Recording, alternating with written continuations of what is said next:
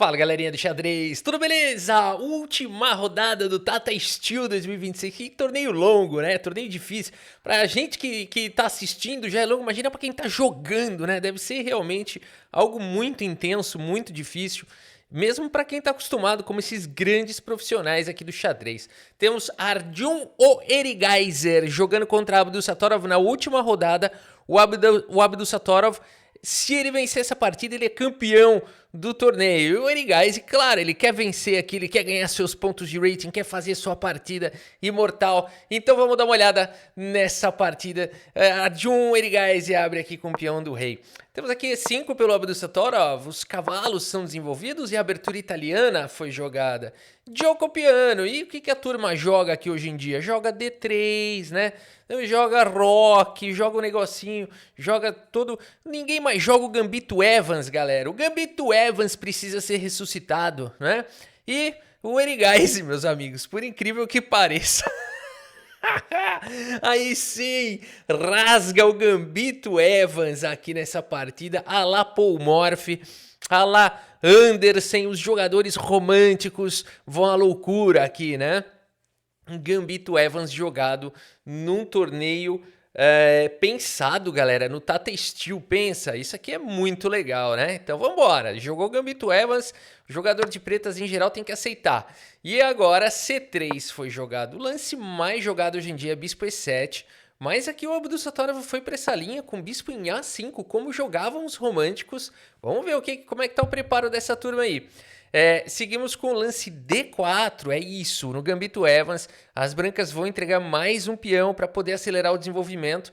Aqui é possível, por exemplo, capturar e seguir com Dama B3 e por aí vai, com chances para os dois lados, né? Uma abertura muito interessante, tem partidas maravilhosas de 1700, 1800, partidas muito legais mesmo que vale acompanhar do Gambito Evans, né? E o próprio Evans jogando.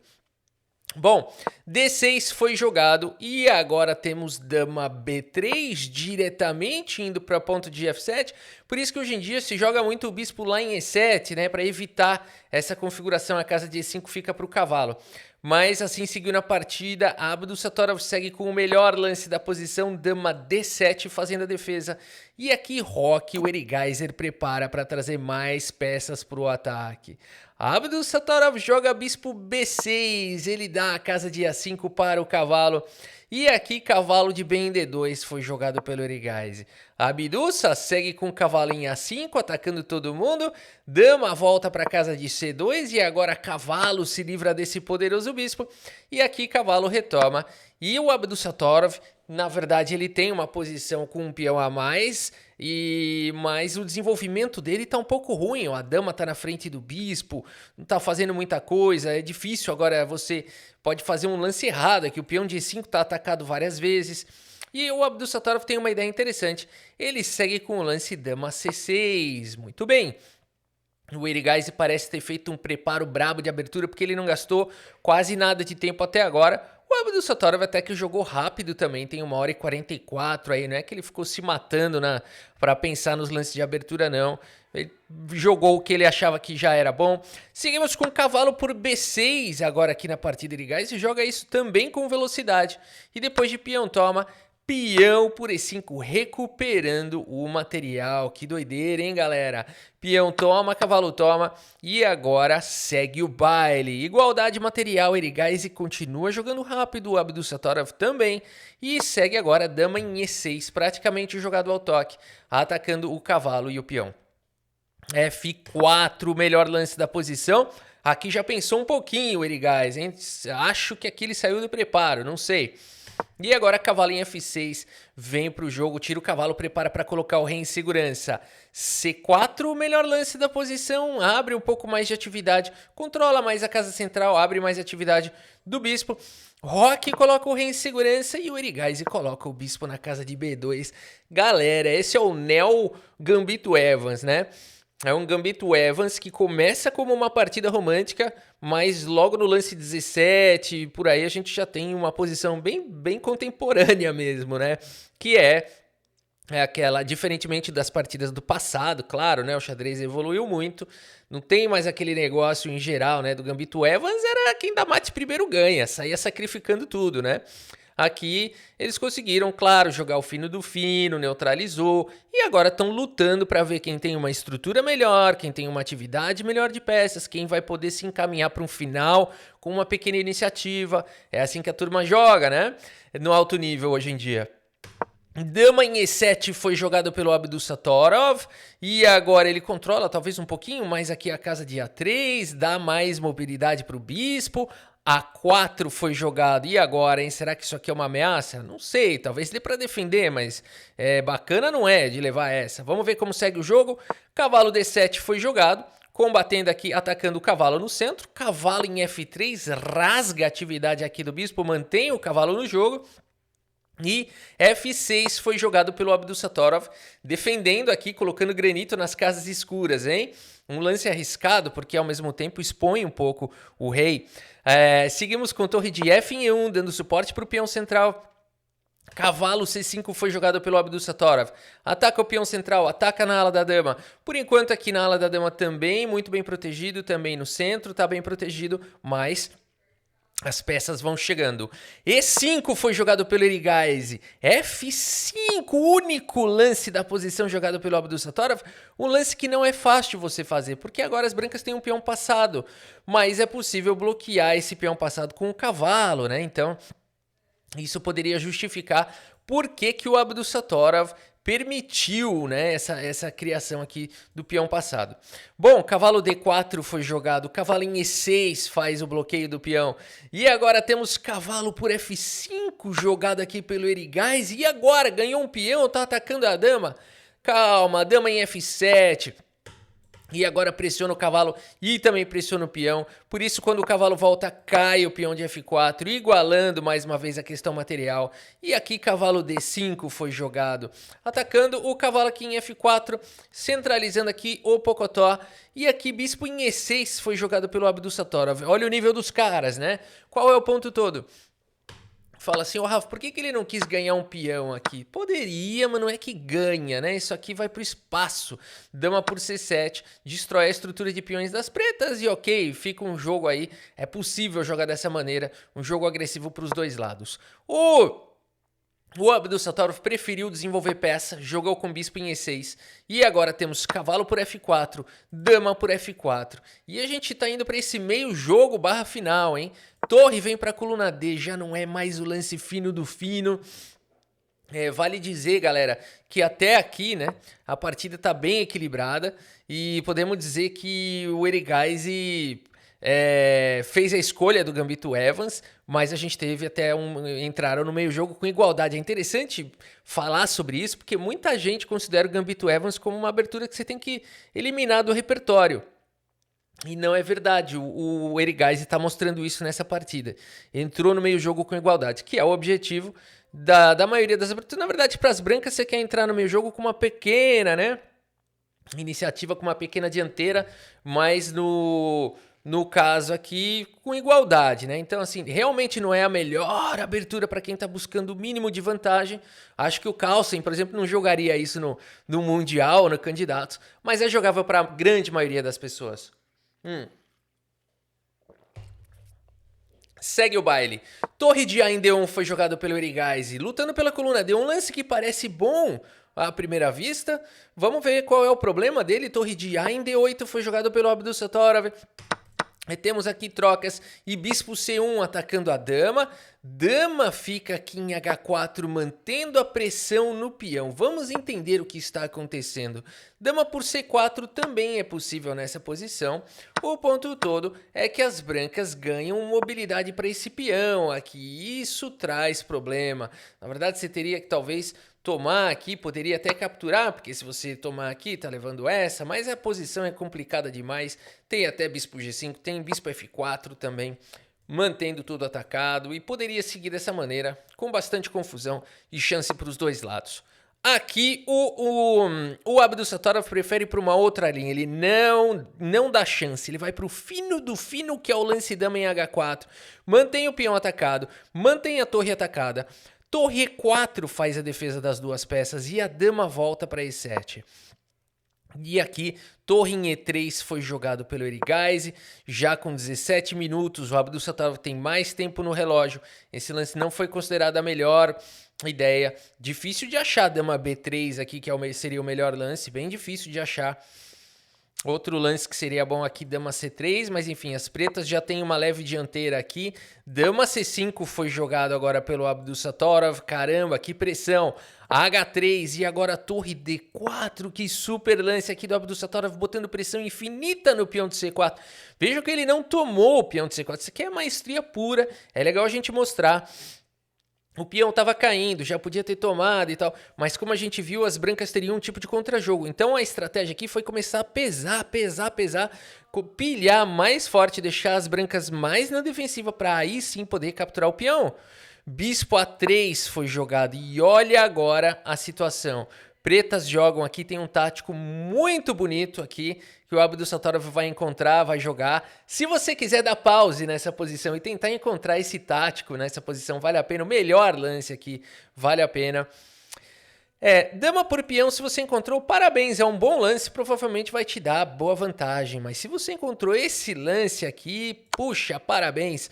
Torre D1 com cheque foi jogado, né? E o ponto todo é que você não dá para tomar aqui essa torre, porque essa torre aqui agora levou um ataque descoberto, né? E agora tá caindo não apenas a torre, mas como ela vem com cheque, cai também o bispo. E a gente tem uma posição vitoriosa. Por isso, nessa posição, depois desse cheque, o lance jogado foi rei F2. E agora a partida segue com o lance. Olha que bonita essa sequência. Torre F1 com cheque, tentando desviar a defesa da torre. E tudo bem pro Erigaise, porque pelo menos depois de rei por F1 e dama por E3, esse lance não veio com cheque caindo o bispo, né? Então foi uma boa saída aqui do Erigaise. O Erigaise guerreiro vai buscando seus recursos, segue com o bispo B2, protegendo seu exército. E o Abdussatorov segue com o melhor lance da posição. Dama C5, galera. Que é isso? Rei E2 foi jogado. Bispo por C4, captura o peão com cheque. Rei D2, dama em F2 com cheque. Rei C3. E aqui é muito legal a visão de jogo aqui do Abdussatorov, porque em geral, depois aqui das trocas das damas, que foi o que o Abdussatorov decidiu jogar, a gente cai num final aqui com bispos de cores opostas, que em muitos finais, mesmo quem tem 1, 2 ou em alguns específicos até 3 peões a mais, dá para empatar. Não é sempre, mas depende da configuração dos peões, da posição dos reis, mas em geral tem esse caráter de empate. Que o Abdussatorov tá vendo aqui? Vamos ver então como é que segue esse final. Rei F7, o melhor lance da posição, trazendo o rei para o jogo. E aqui E6 com cheque. Galera, esse lance abre um ataque descoberto aqui para cima do peão. Quantos de nós jogaríamos esse lance aqui? Levanta a mão para não desproteger aqui o peão. Levanta a mão quem jogaria bispo por E6. Eu levanto a minha, eu jogaria bispo por E6 aqui. Bispo por E6, olha o que acontece com a barrinha. A barrinha vai pro brejo, toda a vantagem aqui das pretas. Não é interessante finais? Não é interessante o xadrez? É bonito o xadrez, né? Você fala assim, puxa, eu pensei em tudo. Pensei em não desproteger aqui, pensei em tomar aqui. E ainda assim pensou errado, né? O problema de bispo toma é que tá vindo bispo em E5. O bispo ganha acesso a essa casa. O rei não pode deixar bispo E5. Porque aqui as brancas conseguem igualar, né? A estrutura de peões aqui vira pó. Esses dois peões, eles não estão conectados, eles não conseguem um ajudar o outro. E esse é o ponto todo dessa posição daqui. Empata, galera, empata. Mesmo com esses dois peões a mais, esse final é bem tranquilo de empatar e a razão é muito simples. Se esse rei vier para a casa de B2... como que alguma peça daqui vai tirar o rei da casa de B2? Não vai nunca, né? E aqui você faz uma fortalezinha aqui com os dois peões e com o bispo e pronto. Fica pra lá e pra cá, pra lá e pra cá. Acabou. Isso aqui empata fácil, tá? Então, que situação difícil. A Abdussatorov vai pro melhor lance da posição. Rei toma, deixando cair aqui o peão de G7. E seguindo com o bispo em F1. Bela sequência do Abdussa. Vai ganhar mais um peão de vantagem. G3 foi jogado, cai o peão de H3, são dois peões a mais. Rei C3 foi jogado, rei D5, os reis centralizados, rei B4, bispo em F1, cortando aqui completamente o rei. Seguimos com o lance bispo em F6 e agora C5 com cheque, joga o rei para longe. E aqui esse lance que exclama B5, né? E esse lance conecta esses dois peões, porque se livra desse cara aqui. Você não vai querer jogar um A, você até pode querer jogar um 5, mas aí esses dois estão conectados. Então, de um jeito ou de outro, as pretas vão ter os dois peões conectados. Legal, né? E contra dois peões passados e conectados, não há bispos de cores opostas que segurem, né, um equilíbrio numa posição dessa. Vamos ver a técnica então do Abdussatorov. Ele traz o rei, ele toma todo o cuidado do mundo, paralisa aqui o avanço desse peão, dá suporte também para esse se precisar, prepara para avançar com os peões. Vamos ver aqui, ó, avança com os dois peões, né? Joga o peão aqui nessa casa, dá essa casa para o rei. Aqui o rei tenta impedir, mas aqui simplesmente você passa a vez, né? E agora o rei vai se encaminhar para essa casa, porque o rei vai ser expulso daí logo mais. Aqui tá levando mate daqui a pouco, cuidado, né? A partida segue com o rei B3. Eu vou jogar aqui agora, vou atacar esses dois peões. Tem um mate aqui no meio do tabuleiro, cuidado com isso aí. Por isso a partida seguiu com o rei B3, mas agora simplesmente bispo D3, que isso, cara?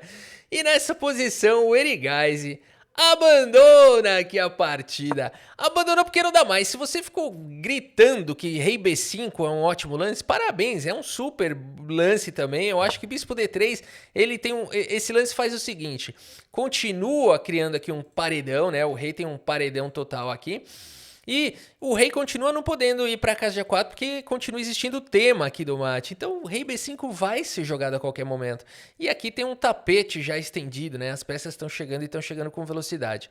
Então, belo final. Só para mostrar para vocês uma possível continuação aqui. G4, por exemplo, rei B5, G5, qualquer coisa.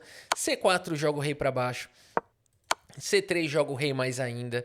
Aqui, rei B3, por exemplo, você pode jogar um bispo E2 aqui. De novo, você vai expulsar o rei daí. Bispo E7, qualquer coisa. Bispo T1 com cheque, joga o rei para casa de A2. E por aí vai, galera. Aqui você pode jogar um bispo C2. Vamos ver aqui, só para finalizar. Faltam muito poucos lances aqui para dar mate, né? Aqui, B3 é possível jogar, mas o computador fala que dá mate mais rápido, dando espaço aqui para esse outro peão. Vamos ver aqui essa sequência. Bispo vem para F4, já não tem mais o que fazer. B3, a casa tá caindo, bispo volta para C1. Puxa vida, quem sabe, né? Eu acho que até dá para sacrificar os dois peões aqui e ganhar, porque esse peão é canto quente. Significa que a casa de promoção é do bispo de casas claras, da mesma casa da cor do bispo, né? No caso de casas claras. Ganharia, viu? Cuidado que se esse bispo fosse de casas escuras, você não ia conseguir ganhar se trocasse esses dois peões. Mas aqui até isso dá para fazer. O computador acha mais rápido jogar rei D3, mas só pra gente mostrar aqui, né? Isso daqui também ganharia, tá bom? Tranquilamente. Demora um pouco mais, vai ter que ir atrás desse peão, né? E depois vai conseguir ganhar esse final. Mas é isso, galera. Bela finalização. Abdussatorov, campeão do Tata Steel, cara. Que conquista do Abdussatorov, gigante. Gigante conquista do Abdussatorov, campeão do Tata Steel. Sindarov do Uzbequistão foi o campeão da Copa do Mundo. Meu, o Uzbequistão tá com tudo. Esses moleques tão demais. O Abdussatorov agora é o número 5 do mundo, né? E vamos ver a classificação final aqui do campeonato, galera. Abdussatorov 9 pontos, Sindarov com 8,5. A duplinha do Uzbequistão tá detonando, galera. Com 7,5 pontos, Hans Niemann, Keimer e Jordan Van Foreest. Foi bem o Niemann, né? Foi muito bem nesse torneio. O Bluba 1, jogador do torneio de candidatos, 7 pontos. Herdogmus, 14 anos de idade, fazendo história. 7 pontos aqui no torneio. Girigo Cash, Fedosiev, 6,5 pontos. Já não tão bom, triozinho, Pragnananda, Chitambaran e Erigaisi. E aqui o Taidai ficou na última colocação. E na questão dos ratings, temos aqui o Abdussatorov, então, ganhou bastante pontos de rating, 20 pontos de rating, quinta colocação no ranking mundial. Keimer fica aqui na quarta colocação do ranking mundial. Muito bem, meus amigos, a gente encerra aqui a cobertura do Tata Steel Masters 2026. Gente, vamos falar do Challengers ainda. Espero que vocês tenham gostado aqui da partida e do vídeo. Muito obrigado pela sua audiência, um grande abraço para todos vocês e até a próxima. Valeu!